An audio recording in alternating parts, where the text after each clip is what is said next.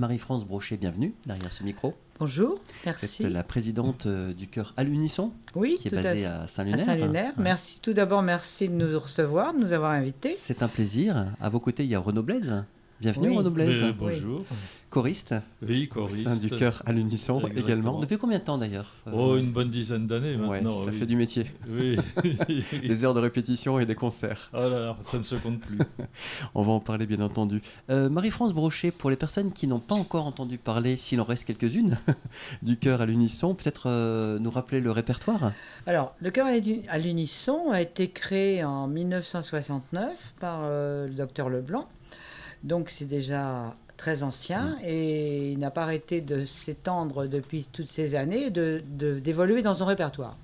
Donc actuellement, nous sommes 70 choristes amateurs, qui fait déjà pas mal, répartis en 4 pupitres, soit 21 sopranes, 25 altis, 9 ténors et 17 basses, qui mènent le total à 72. Donc voilà. C'est précis. Toujours entraînée par notre chef de chœur Céline Le Bihan, qui est aussi soprane, qui a une voix magnifique, qui charme tous les auditeurs qui viennent, les spectateurs qui viennent l'écouter. Donc elle nous fait monter en gamme d'année en année et on fait des œuvres qu'on ne pensait pas pouvoir faire il y a quelques années. Hein. Vous progressez. On progresse énormément grâce à elle.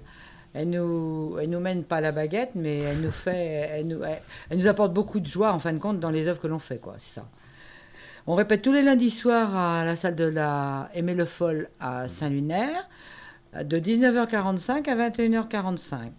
Donc en 2022, on a interprété déjà le chœur a interprété le Laudación de Mendelssohn, accompagné par l'orchestre argévéniste, avec lequel on va chanter cette année à nouveau. En 2023, on a fait la Pockenmesse de Haydn avec l'orchestre de la baie d'Avranches, avec qui on chantera. Vous aimez bien d'ailleurs. Hein, on alterne une année sur deux Avranches et Rennes, donc ce qui nous donne l'occasion d'avoir des répertoires différents et une ambiance différente, donc, mais toujours avec des professionnels. Hein. Donc on prend beaucoup de plaisir. Qu'est-ce que je pourrais vous dire d'autre autrement? On travaille dans une ambiance très conviviale. Et ce qui fait notre force, en fait, c'est toute la bonne entente. Hein. Renaud ne contredira pas. Exactement, je confirme. Voilà, donc on est très soudés. Voilà, donc voilà ce que je peux vous dire sur le chœur. Écoutez, merci pour cette présentation, Marie-France Brochet. On va annoncer les prochains concerts, puisque vous allez être très actifs là, dans la région prochainement. Alors, donc nous avons nos concerts chez nous le 8 juin à Notre-Dame à Dinard à 20h30, le 14 juin à Saint-Lunaire à la Grande Église à 20h30 également, pour interpréter les vêpres solennelles du Confesseur de Mozart, le Cantique de Jean Racine et le comment il s'appelle Herr Verleih und Frieden de Mendelssohn. Voilà. Donc, mais par contre, avant, Renaud va vous en dire plus tout à l'heure. À Rennes, samedi prochain, pour un concert dans le cadre de la Semaine européenne. Donc Renaud, je te laisse la parole. Oui, dans le cadre de la Semaine européenne, nous accueillons... Alors c'est assez intéressant parce que la ville de Rennes fête le 60e anniversaire du jumelage de Rennes avec la ville d'Erlangen en Allemagne. Et donc, il y a un concert européen qui est organisé dans la basilique Saint-Aubin qui se trouve donc place Sainte-Anne, une magnifique basilique où nous avons répété.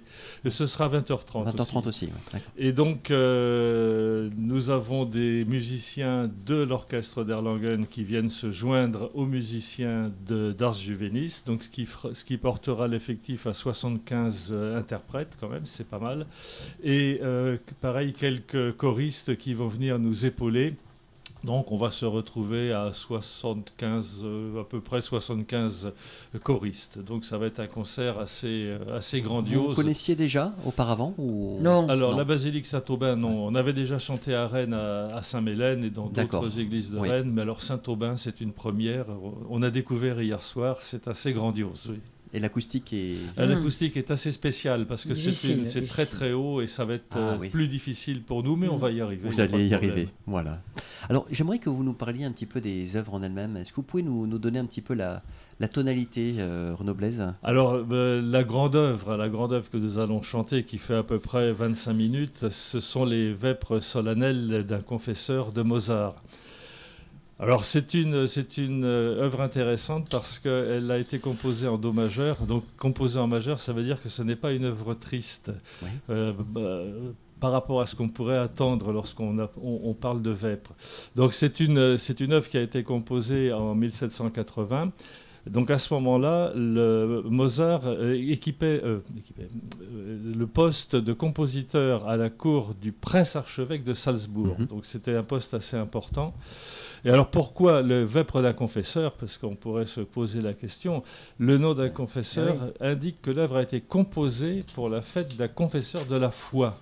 Ah, oui. Alors le confesseur de la foi, qu'est-ce qu'un confesseur de la foi? Donc ça vient du latin confessor fidei.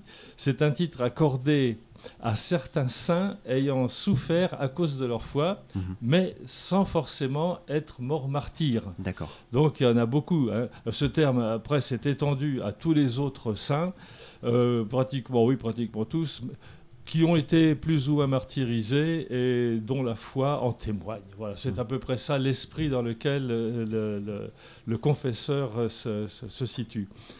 Alors, les vêpres, précisément, les vêpres, précisément, ce sont des vêpres solennelles aussi. Alors, solennelles, pourquoi? Parce que c'est une œuvre systématiquement écrite pour un orchestre, donc un orchestre assez important, et qui comprend normalement des timbales et des trompettes, parce que ça doit sonner. Voilà. Ouais.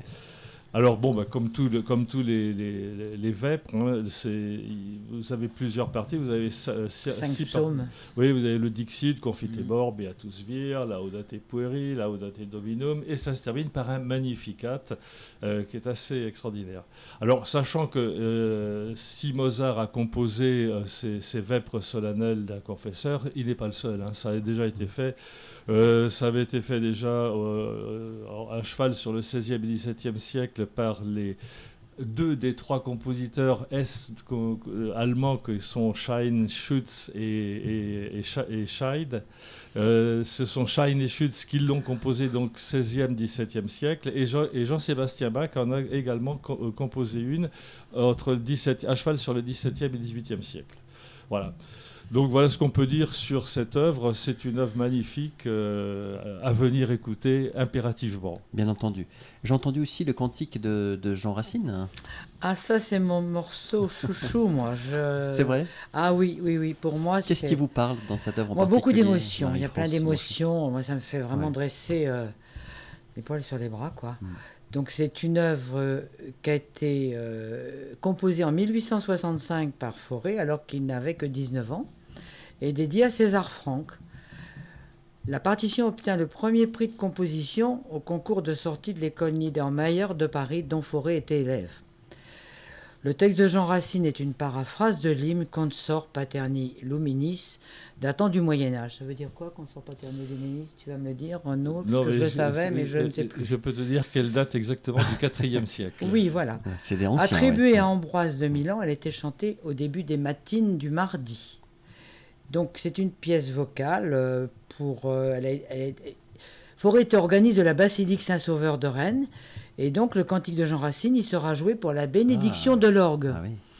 Mais c'est une œuvre magnifique et pleine d'émotions, le public l'adore. Et donc nous aussi, on a beaucoup de plaisir à chanter cette œuvre. Donc voilà, moi je voulais me réserver. Qui dit matine dit une œuvre joyeuse, une œuvre enlevée profonde, très profonde, oui. Très profond. Dans la spiritualité, oui. Ce qui est assez... Très joyeuse, je dirais pas très joyeuse. Non, c'est pas joyeux. Mais attention, il faut considérer. Alors justement, la teneur. Il faut se souvenir que Racine avait quand même des accointances jansénistes. Oui. Et dans l'œuvre de Fauré, et dans le texte de Jean Racine plutôt, on retrouve justement ces traces de jansénisme. Par exemple, on ne cite pas le Seigneur, on parle du Verbe très haut. C'est pas. Voilà. Et là, on retrouve les racines jansénistes. Divin Sauveur, voilà. Donc le logos. C'est une œuvre intéressante à ce niveau-là aussi. Oui. D'accord. Oui. Donc solennel aussi, on peut le dire aussi de ce point de vue non, moins solennel. Moins solennel que l'orchestre est beaucoup plus que l'œuvre de Mozart. Beaucoup plus doux. C'est plus du recueillement. Plus du recueillement. Oui, plus dans le recueillement. On voit bien effectivement le développement. Oui. D'accord. Vous avez aussi parlé de Mendelssohn. Alors Mendelssohn, bien sûr, on a un petit morceau qui est magnifique, qui s'appelle donc Verleih uns Frieden, donc donne-nous la paix. Alors c'est un verset d'un hymne spirituel qui a été écrit par Martin Luther en 1529. D'accord. Donc c'était une adaptation en fait de l'ancienne grégorienne Da Pacem Domine in diebus nostris, qui veut dire « Donne-nous la paix dans ta clémence, ô Dieu, en notre temps ». Voilà, tout un programme. Mais c'est une œuvre vraiment très, très douce, très profonde. Sur la musique de Mendelssohn, c'est toujours très beau. Oui, c'est magnifique. Mendelssohn a vraiment écrit en musique sacrée des pages extraordinaires, vraiment. Donc ça fait des œuvres majeures là, que vous allez interpréter. Alors ça, ce sont les œuvres que nous allons chanter. Chanter. Et il y aura bien sûr une œuvre orchestrale que Ars Juvenis va prendre en première partie, qui sont, je peux en parler maintenant si vous voulez, qui sont donc la suite américaine en la majeure d'Antonín Dvořák. Alors c'est assez intéressant parce qu'il faut savoir que Dvořák avait passé du temps aux États-Unis. Il a fait un séjour de 1892 à 1896. Et à l'époque, donc, il était directeur du conservatoire de New York, quand même. Excusez du peu. Eh oui, et il vivait d'ailleurs, il habitait sur la première avenue à Manhattan. Et donc, il écrit d'abord une symphonie, la symphonie numéro 9, que tout le monde connaît sous le nom de la symphonie du Nouveau Monde. Donc, en 1893, et qui va être exécutée au Carnegie Hall, quand même. Ce n'est pas n'importe quoi. Pas n'importe quoi. Et donc, par la suite, donc, la partition a été écrite en janvier et mai 1893, et suite à cela, Dvořák écrit une suite américaine. Alors, il écrit la suite américaine d'abord pour piano. Il la compose donc juste après, en 1894, et il faut savoir qu'il l'a écrite en moins d'une semaine. Ah oui. Alors, elle a été orchestrée en 2 temps, juste avant le départ de Dvořák pour l'Europe, donc en 1896. Et puis, plus d'1 an après son retour, elle est jouée en concert. Elle ne sera jouée en concert qu'en 1910, donc dans une deuxième version orchestrale qui sera créée à Prague le 1er mars 1910 par l'Orchestre Philharmonique tchèque. Et elle est éditée uniquement en 1911, 7 ans après la mort du compositeur, par certains Zimrock. Donc c'est une œuvre intéressante, c'est une œuvre qui suit en fait cette fameuse symphonie du Nouveau Monde. Vous voyez justement une gradation ou une logique dans cette présentation, Renaud Blaise et Marie-France Brochet, parce que finalement c'est toujours une expérience que vous vous invitez à vivre pour le public. Ça a été choisi par la chef d'Ars Juvenis, donc d'Ars Juvenis, oui. Et également en concertation avec Céline, mais bon, je pense elles ont tenu compte de ces œuvres pour avoir une harmonie et une suite logique. C'était si ça vous voulez. Ma question, absolument, d'accord. Oui, c'est pas décousu normalement, On a bien vu les différentes teneurs des œuvres que vous avez présentées d'ailleurs. C'est pour ça que je parlais de progression et donc ça a été. Je pense qu'elles sont concertées et que musicalement, Nathalie Delanglet, qui est maintenant la chef d'orchestre de Ars Juvenis, ça on ne l'a pas souligné, elle a pris les commandes d'Ars Juvenis depuis 2 ans, c'est la deuxième année là. Oui, deuxième année. Maintenant, et donc c'est intéressant de passer d'une chef d'orchestre féminine à un chef d'orchestre qui était un homme. Donc on sent, il y a une sensibilité. On a ressenti une sensibilité différente dans sa façon de diriger, dans son ressenti, voilà. Donc et c'est vraiment intéressant et c'est vraiment faut venir la voir parce que elle est fantastique. On va parler tarifs. Alors les entrées, la billetterie se fera à l'entrée des concerts. D'accord. Et c'est 12 € et 8 € en tarif réduit et gratuit à partir de 14 ans. Jusqu'à 14 ans, pardon. Gratuit jusqu'à 14 ans. Gratuit jusqu'à 14 ans. Ensuite, 8 € en tarif réduit, demandeur d'emploi, voilà, et puis 12 € plein tarif. D'accord. Voilà. Et billetterie bien sur place. Billetterie sur place. Faut arriver un petit peu plus tôt. Vaut mieux arriver en avance, oui.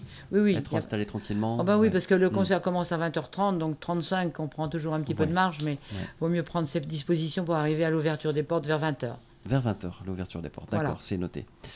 Parfait. On a fait le tour à peu près de ce que vous vouliez présenter, Renaud Blaise. Je pense qu'on a Marie-France Brochet. Oui, terminé. Bon, moi, on a dit l'essentiel, je pense. Sur à l'unisson. Oui, on pourrait en dire pendant des heures. Il y a des envies, des projets, sinon vous accueillez on a de nouveaux choristes déjà programmé le programme. L'année prochaine, c'est déjà fait. Hein. Oui, ça y est. on a déjà le. Mais on ne vous le dévoilera pas. Ah, vous reviendrez nous voir. On viendra vous voir parce que les dates sont faites, le programme est déjà fait avec l'ensemble de la baie d'Avranches l'année prochaine, voilà. D'accord, donc ils reviennent. Oui. Ils reviennent. Voilà, c'est ce que vous indiquiez en début d'émission. Voilà. Parfait, merci beaucoup Marie-France Brochet, présidente de la Unisson. Merci de votre accueil. Merci beaucoup Renaud Blaise pour ces explications qui nous permettent vraiment de comprendre l'esprit des titres que vous allez interpréter. On espère vous voir à nos concerts. Avec grand plaisir et bon préparatif. Merci. Au revoir. Bonne journée, au revoir.